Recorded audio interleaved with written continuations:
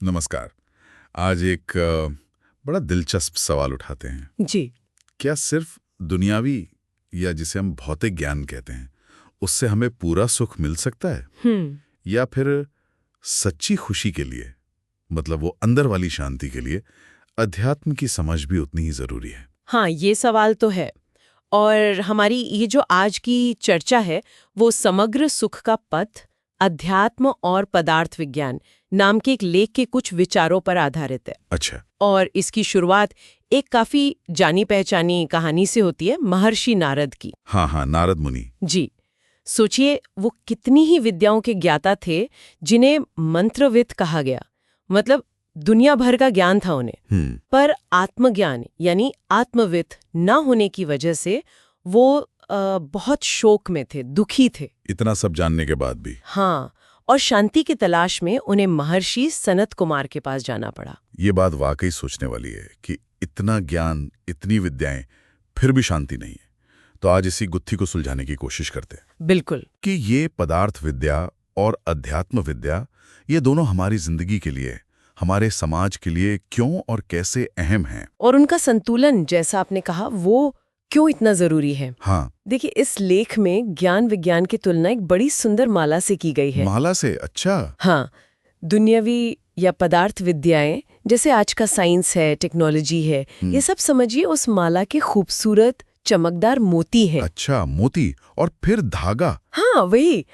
अध्यात्म विज्ञान जो हमें अपने चेतन तत्व का बोध कराता है, वो समझिए उस धागे की तरह है। अच्छा, जो इन मोतियों को संभालता है। बिल्कुल। उन्हें एक तरतीब देता है, एक व्यवस्था देता है और शायद एक मायने भी।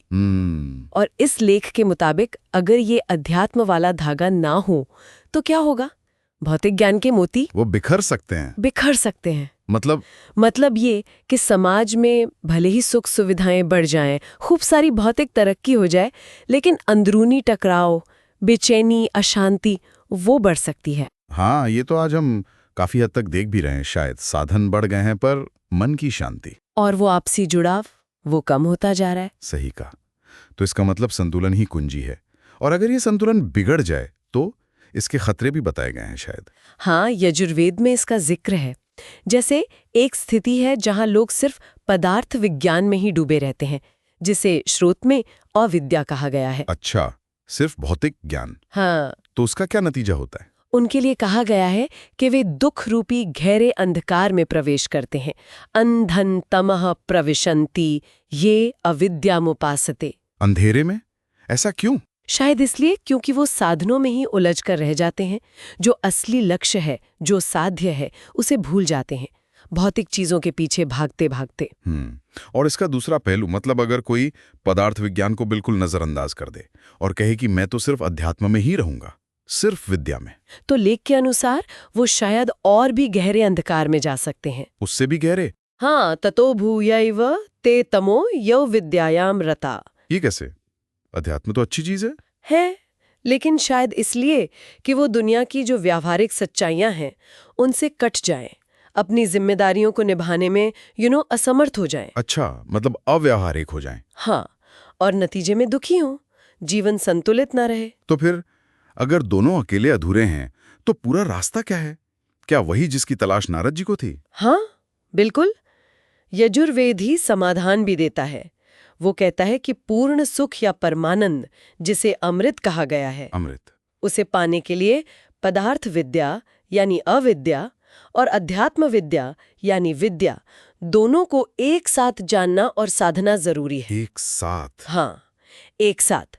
विद्याम च विद्यांग च यस्तद्वेदोभयम सह। ये वही संतुलन है जिसकी कमी शायद नारद महसूस कर रहे थे। एक साथ। लेकिन ये काम कैसे करता है? मतलब अमलियन कैसे होगा? लेख इसे ऐसे समझाता है। पदार्थ विद्या यानी अविद्या का जब हम सही इस्तेमाल करते हैं तो हम मृत्यु के भय और जो दुनियावी मुश्किलें हैं, दुख हैं, उन पर काबू पा सकते हैं। अच्छा। अविद्याया मृत्युम तीर्त्वा, मतलब ये हमें जीने के साधन देता है, समझ देता है। ठीक है। और अध्यात्म और फिर यथार्थ अध्यात्म विज्ञान यानी विद्या, उससे हमें असली मुक्ति या वो जीवन मुक्ति वाला परमानंद मिलता है। विद्यया मृतम अश्नुते, वो हमें जीवन का मकसद देता है, दिशा देता है। तो एक जीने का साधन देता है, दूसरा जीने का मकसद। हाँ, कह सकते हैं दोनों मिलकर जीवन को पूरा करते हैं। ये बात सृष्टि की समझ से भी जुड़ती होगी है ना, क्योंकि पदार्थ विद्या तो सृष्टि को ही समझता है। इस लेख में सृष्टि के बारे में भी कुछ कहा गया है। हाँ, उसमें बताया गया है कि सृष्टि असल में क्या है। ये कुछ मूल तत्व हैं जिन्हें कारण द्रव्य कहा गया है। उनका ज्ञान पूर्वक और एक उद्देश्य के साथ संयोग होता है, जिससे हमारे इस्तेमाल लायक चीजें बनती हैं। अच्छा, मतलब ये रैंडम नहीं है? बिल्कुल नहीं। ये जानने और इस्तेमाल करने के लिए बनाई गई है, इसे छोड़ने या इससे भागने के लिए नहीं। और इसका जो मूल कारण है वो हमेशा से है, अनादि है, कभी खत्म नहीं होता। जैसा गीता में भी आता है, नास्तो विद्यते भावो ना भावो विद्यते सतः। यानी जो नहीं है उससे कुछ बन नहीं सकता और जो है वो कभी मिट नहीं सकता। सही। और जिसे हम विनाश या नाश कहते हैं वो असल में क्या है? चीजों का अपने मूल कारण में वापस मिल जाना है। नाशाह कारण लयाह, रूप बदलता है, तत्व नहीं। तो ये पूरी सृष्टि एक व्यवस्था है। हाँ, ज्ञान और उद्देश्य के साथ बनी एक व्यवस्था जो किसी चेतन कर्ता की तरफ इशारा करती है, और साथ ही ये लगातार बदलती रहती है, गतिशील है।